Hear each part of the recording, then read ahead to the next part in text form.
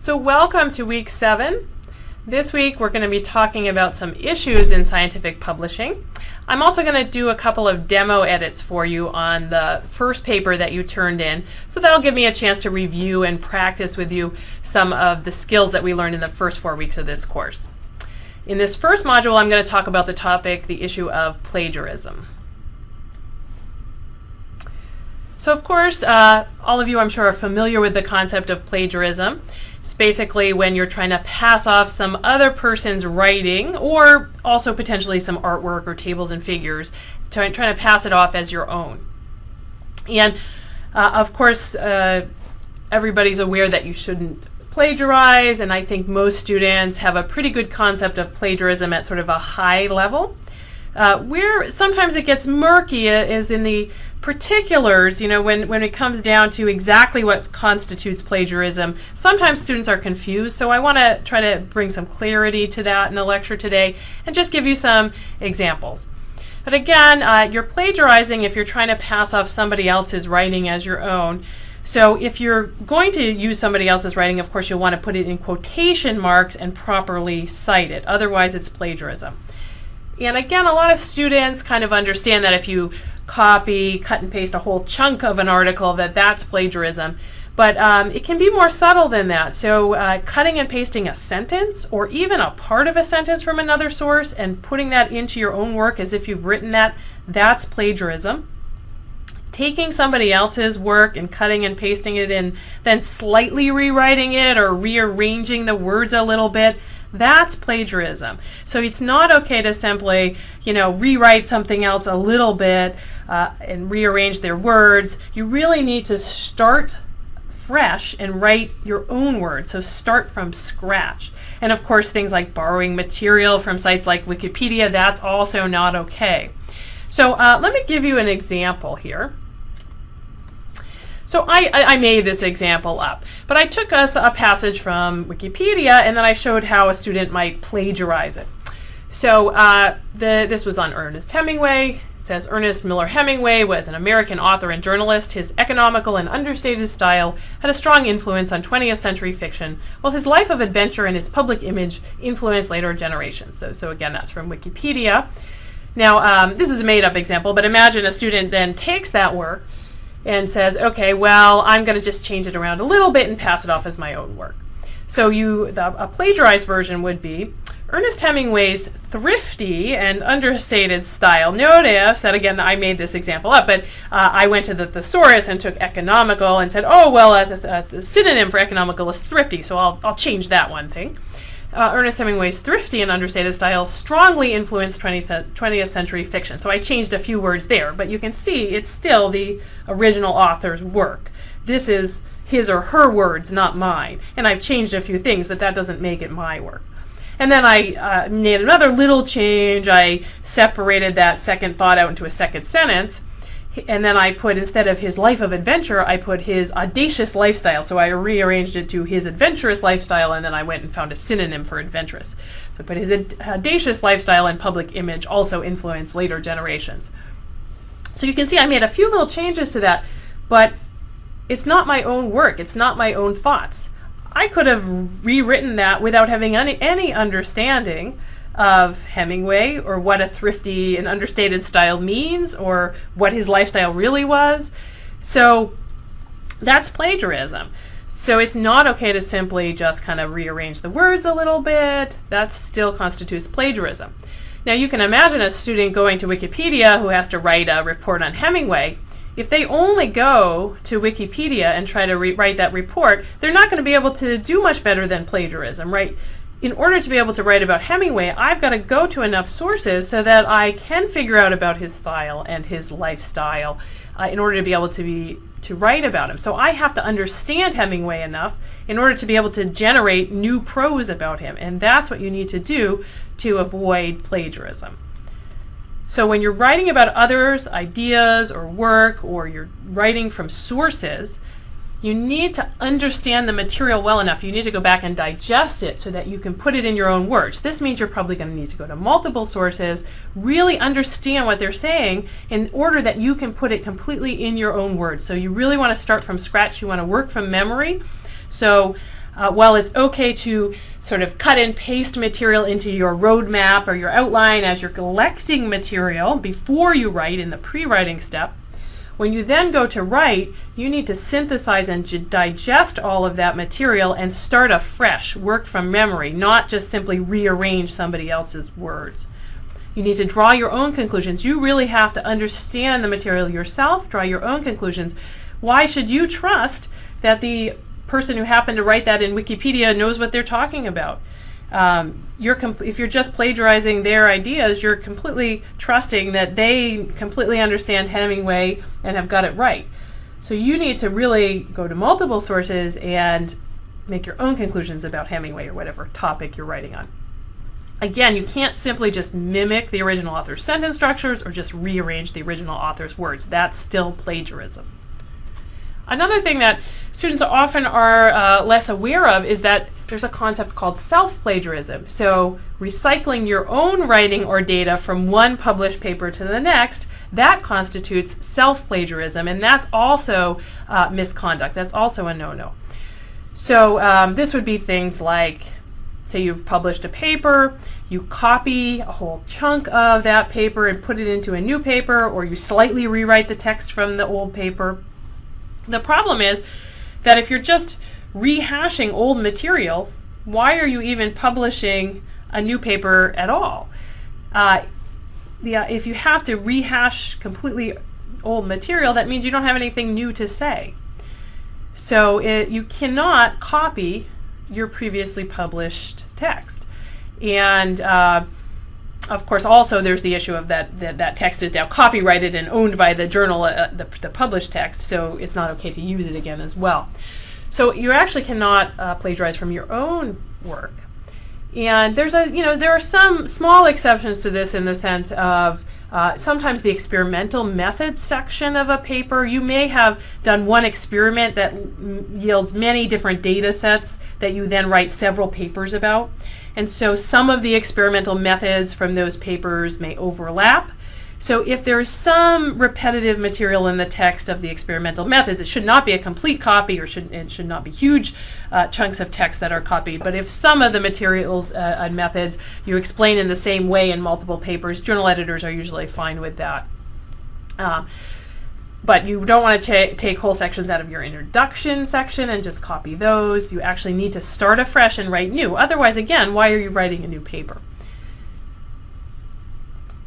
Authors sometimes also engage in something that's not exactly plagiarism, but it's sort of similar and related, and that's duplication of their old results and their old data. So sometimes an author will take something that's already published, a data set that's already published, and maybe add a little bit of new data to it and present the whole thing as completely new data.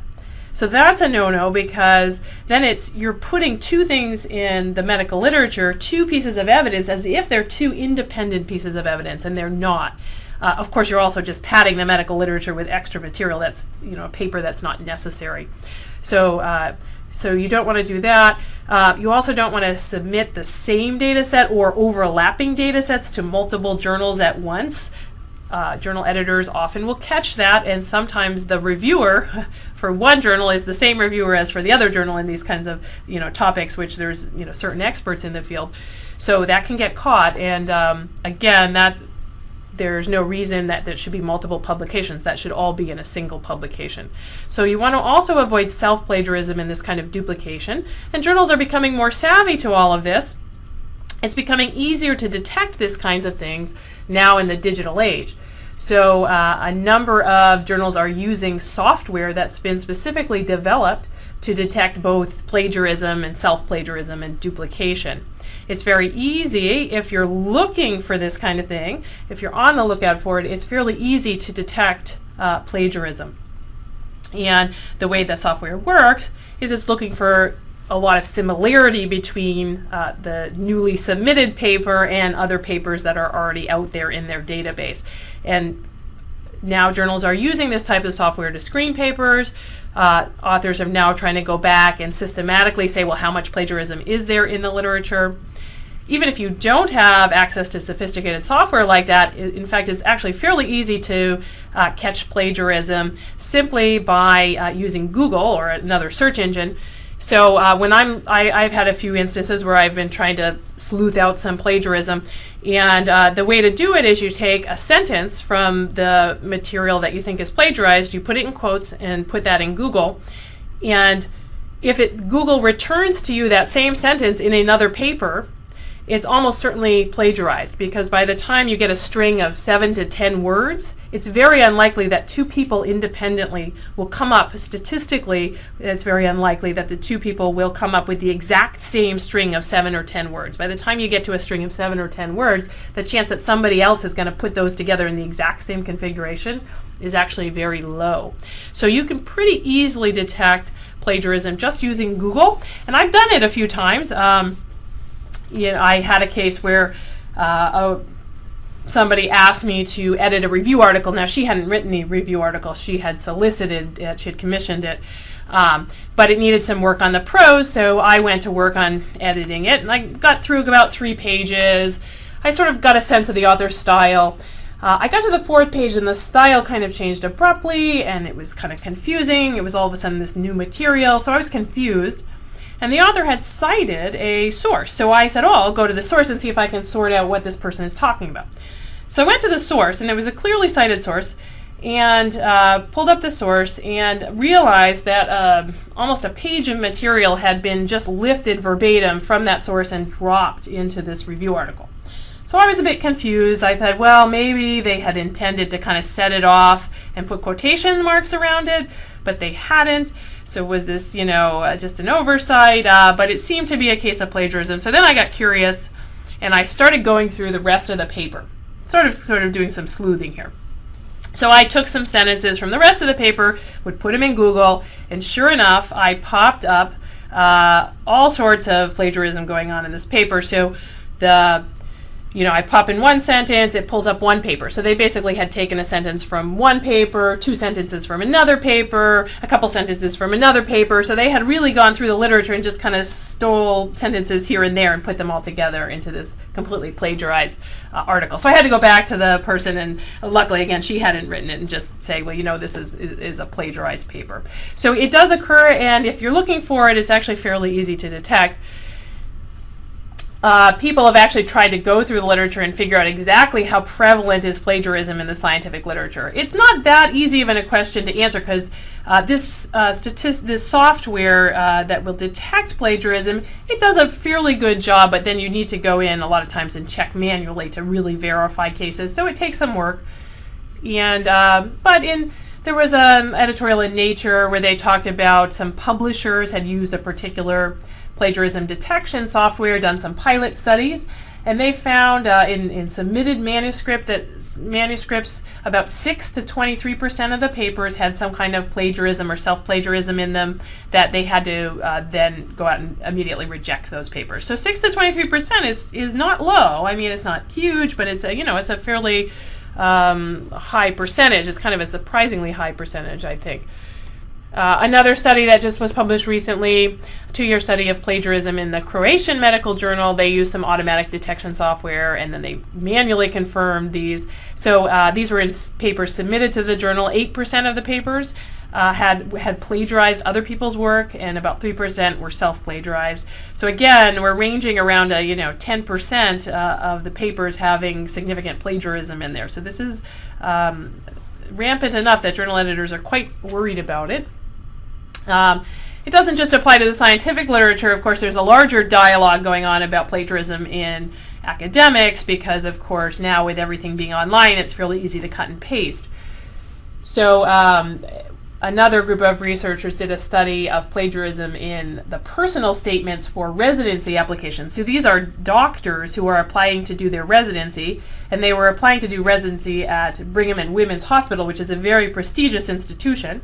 So the researchers on this paper used plagiarism detection software to go through about 5,000 personal statements from these applications, and then they confirmed the suspected plagiarism manually. So about 5% of essays had pretty clear evidence of plagiarism in it. So about 1 in 20 of the doctors applying for this prestigious residency had plagiarism. So it is a significant problem.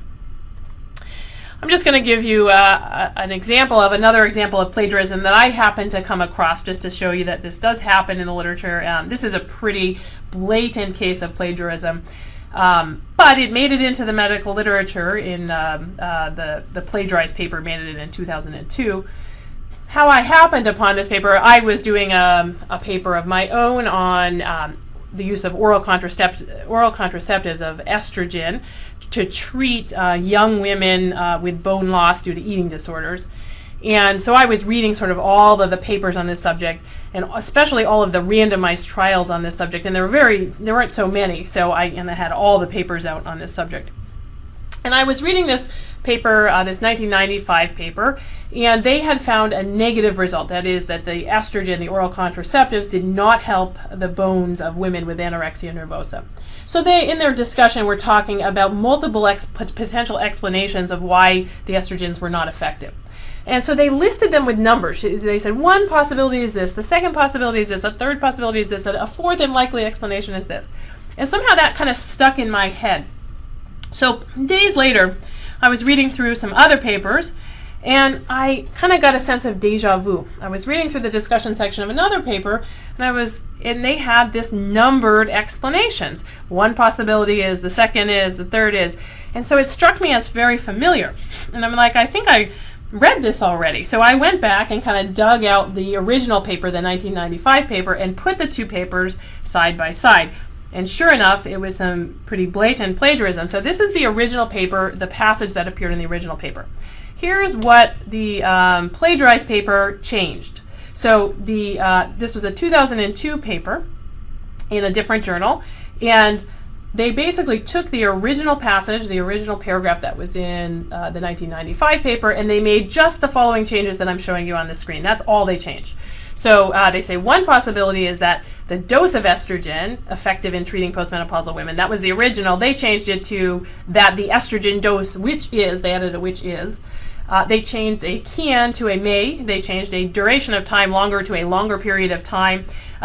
The funny thing is they crossed out the third explanation, and they, only made 3 explanations. So they changed the fourth to a third and more likely. So they thought, well, we'll get rid of one of the explanations. And, again, certainly this is a clear case of plagiarism, and that's not sufficient in any way that they haven't put it in their own words at all. It's all the original author's ideas. Now, to be fair, this 2002 paper was coming from a foreign language, from a foreign country, and so it's very likely, and my guess is, that the authors weren't confident in their writing of English, and so they took that original paper and just said, well, since both studies were both similar, they were randomized trials of women with anorexia nervosa, they were extremely similar in design. So I think they just said, well, we'll kind of use that as a template, that original paper as a template, and just kind of write over it and add our own data. Of course, that's not fine, and that doesn't excuse it, but I'm guessing that that's probably the origin of it. Anyway, so quite a blatant case, and these cases do happen, and they make it in the literature. Hopefully, with better detection software, we'll see less of this in the future. Just a couple more examples. So after I went and I saw that those 2 paragraphs almost matched exactly, then of course I got really curious, and I read, compared the 2 papers side by side. And pretty much the 2002 paper was a complete copy. I mean, almost everything was copied from the 1995 paper. So here's a few more examples. This was the concluding sentence. In the first paper they say, our data demonstrate that despite its usefulness in perimenopausal women, estrogen and progestin administration does not reverse the profound osteopenia seen in all young women with anorexia nervosa. Trabecular bone loss is severe and may progress despite estrogen therapy. So the plagiarized passage just changes, again, just a few little things. In conclusion, our data demonstrate that despite its usefulness in perimenopausal women, estrogen and progestin administration does not reverse the profound osteopenia. It's almost identical. They did change anorexia nervosa to AN. They dropped in an acronym there, but pretty much it's exactly the same. So I'll give you one more example of this. I'll leave this for those of you who are curious to compare the 2 on your own, but you can see that it's a pretty clear case of straight plagiarism. So these things do happen. They do get caught. I want to give one last example, which is a little bit more subtle. And to be fair, I think probably was unintentional, or the authors didn't really think of it as plagiarism. and I don't think that they plagiarized anything else in their paper.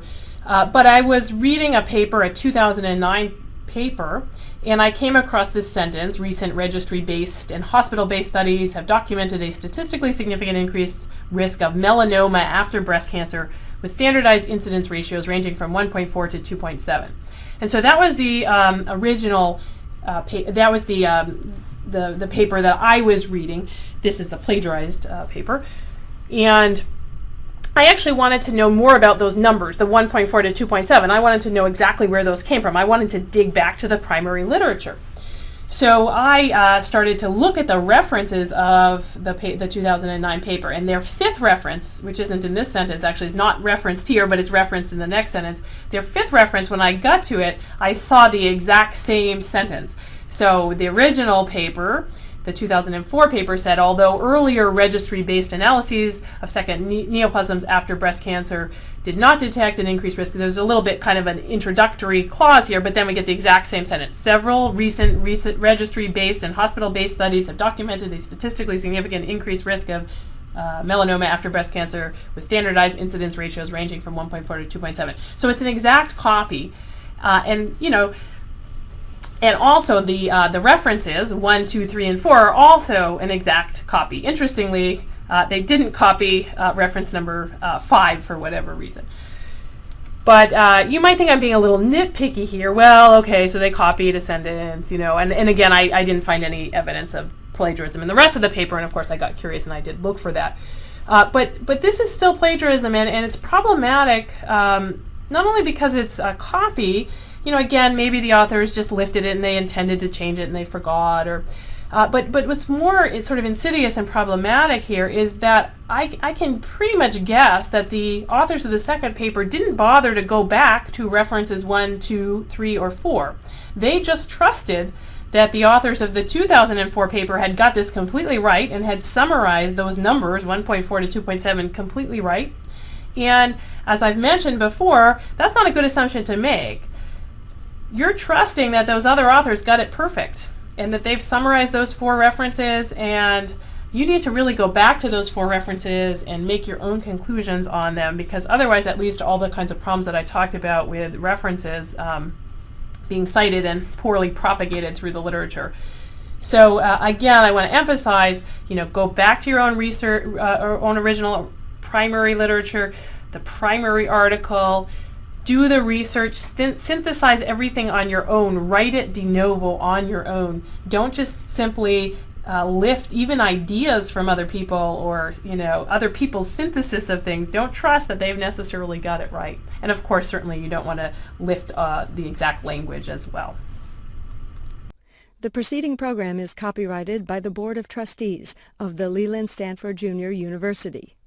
Please visit us at med.stanford.edu.